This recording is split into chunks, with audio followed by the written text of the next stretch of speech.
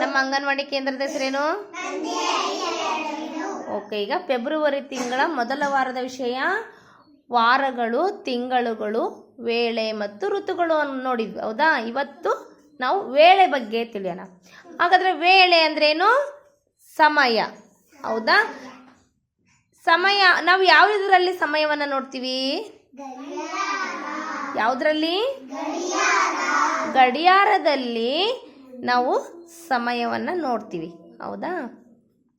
ಹಾಗಾದರೆ ಅದರಲ್ಲಿ ಎಷ್ಟು ಮುಳ್ಳುಗಳಿದ್ದಾವೆ? 3 ಮುಳ್ಳುಗಳಲ್ಲಿ ದೊಡ್ಡ ಮುಳ್ಳು ಯಾವ ಮುಳ್ಳದು? ಯಾವುದರದು? ಯಾವುದು? ಸಣ್ಣ ಮುಳ್ಳು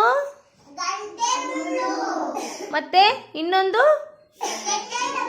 ಸೆಕೆಂಡಿನ ಮುಳ್ಳು. ನಾವು ಈ ರೀತಿ ನಾವು ಸಮಯವನ್ನು ನೋಡ್ತೀವಿ.